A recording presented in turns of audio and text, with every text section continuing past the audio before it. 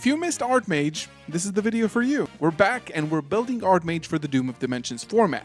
Doom of Dimensions is the new core set in the TCG, and it continues the story of the main lore of Yu-Gi-Oh! Today, which is the story of Medias the Pure and Artmage. We got a few new support cards and a few updates to the ban list that allows this deck to be actually really good. Today we're going to be looking at the updated deck list for this format and of course show you a combo of how you can turn your Medias the Pure into a Fiendsmith Engraver. No other cards needed. Moon of the Closed Heaven is now banned, Lacrima is back, and we're going to celebrate.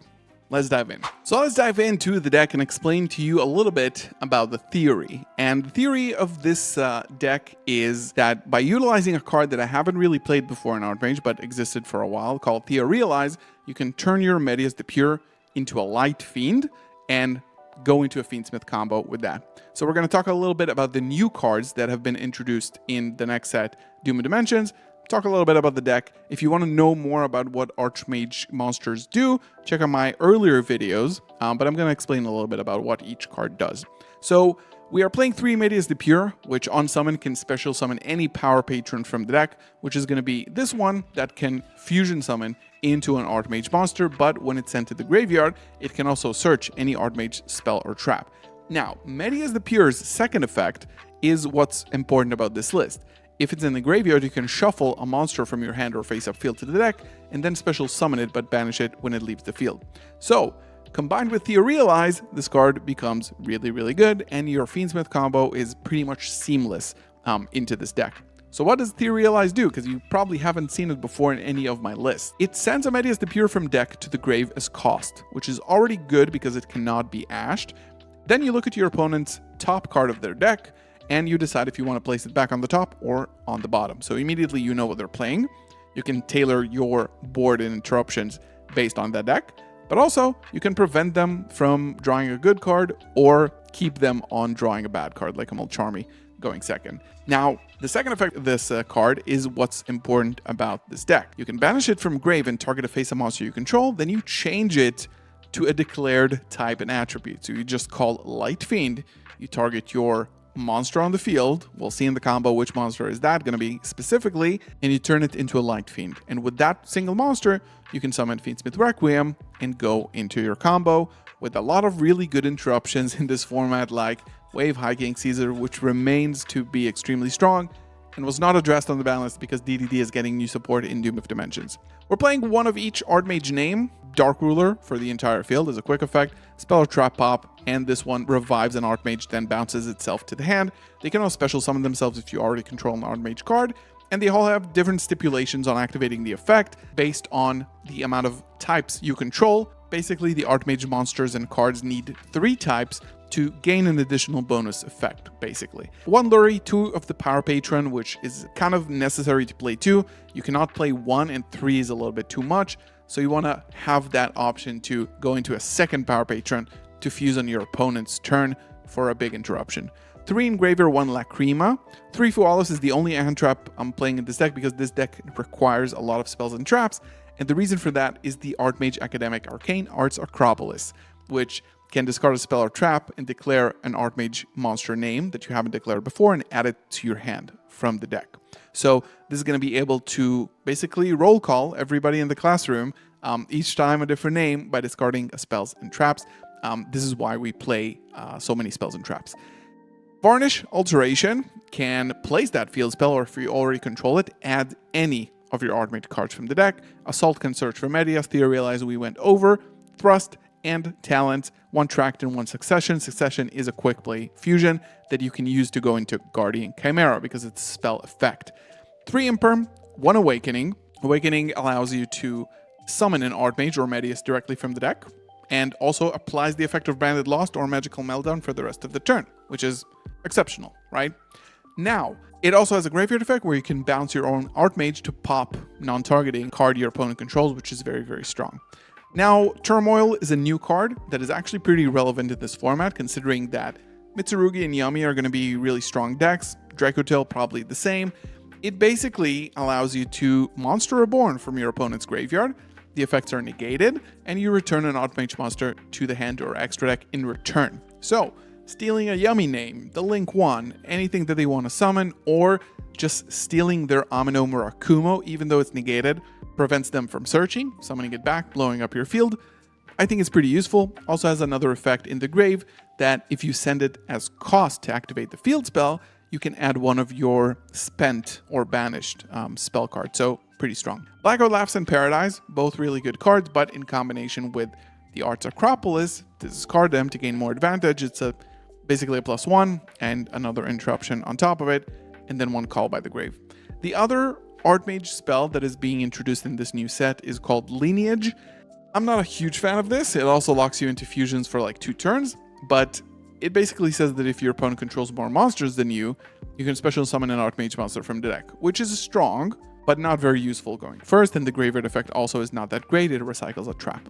This is the main deck and the theory of this deck with Theorealize and Medius and Fiendsmith cards. We're playing 2D Ectorus. It's an Omni Negate on the field and a Destruction. If you control 3 or more types, you can use that as a quick effect. 1 Desiree, 1 Lacrima. Why not? It's back.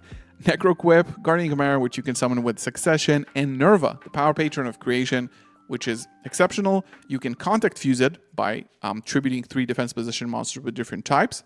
That's one thing, but you can also use Power Patron Artmage, fusion summon it on your opponent's turn, and then you can turn any Artmage effect into destroy all cards your opponent controls. So what you do, and you will show this in the combo as well, use the Power Patron to fuse into Nerva, you trigger the Power Patron in the grave because it was sent there, and then you change that effect to destroy all cards your opponent controls, and if you activated Awakening that turn, your opponent cannot even respond to this, so it's pretty good. Chaos Angel with Fiendsmith is pretty obvious, but Finmail and Littera are also combined into a level 10 light, which is good. And Medius is a dark, so Engraver and Medius also equal Chaos Angel, and this card is really, really good. 1 Caesar, which is a very strong interruption in this format. 1 Baguska, which you can very easily make using your Medius, or even your Fualos or Lacrima. Agnum Day Sequence, 2 Requiems, and 1 SPLL Knight. This has been the main deck. Now let's go over the Theorealize combo, which turns into an entire Artmage and Fiendsmith field. So like all of the decks that I play, this is also not a 1-card combo deck. You need additional supplementary materials to fuel your cards, but since we're playing a very high spell and trap count, that shouldn't be a problem. Basically, what you eventually need is a monster to shuffle back for Medius, and a couple of spells or traps, whichever ones you want. Some of them give you additional advantage, just to search monsters using the field spell. So we're going to go ahead and activate Theorealize, dump Medius to the graveyard as cost, and then activate Medius to shuffle back our whichever monster we have.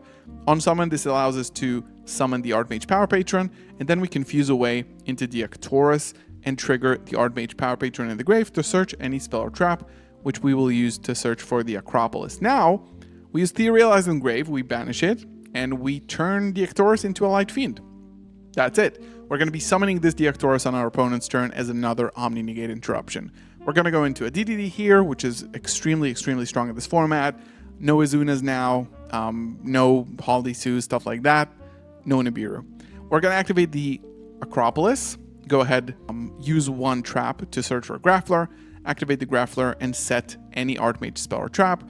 Activate Assault, and we're going to be Alteration, to add any Artmage card and add Awakening here. We're going to bring this back in a second as well. So, discard the Awakening, get Littera. Littera summon itself and bring back an Artmage card from the graveyard, so that Awakening was essentially free. And discard another one to summon Finmail. Finmail is going to summon itself and draw you 1 additional card. And now we can set Awakening and basically pass the turn. On our opponent's turn, these are the amount of interruptions that you have. Littera is going to bounce itself back to special summon the Ectorus. Now you have an on-field Omni Negate and Destroy, because you control, basically here, 4 types at the moment. Another interruption is going to be a Dark Ruler No More for the entire field of your opponent, and then an additional quick play spell and trap pop. Very, very strong so far. We have Awakening that can summon the Power Patron from the deck, and then fuse away 3 of these monsters and turn its effect, now with Nerva, into destroy all cards your opponent controls. And because we activated Awakening, your opponent can actually not respond to this, because the first chain of this chain was actually a fusion summon. So again, Branded Lost. I accidentally added a card here. I forgot that it turns the effect into, it doesn't only change it, so you can get this card again with Litera on the next turn because you summon it back to the hand. And then, of course, the DDD.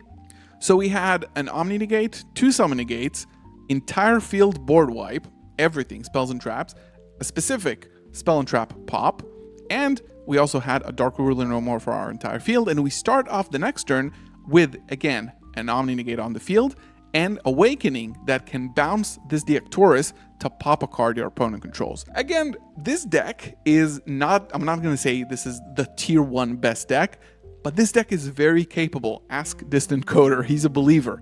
And I hope you give this a shot too and test this for this format. Again, if you are picking up these cards and playing this in the next format, please leave a comment below letting me know. And let me know if you're playing this with any other text or engine. Thank you so much for watching. Don't forget to subscribe to the channel for more videos like this. And I'll see you in the next one. Peace.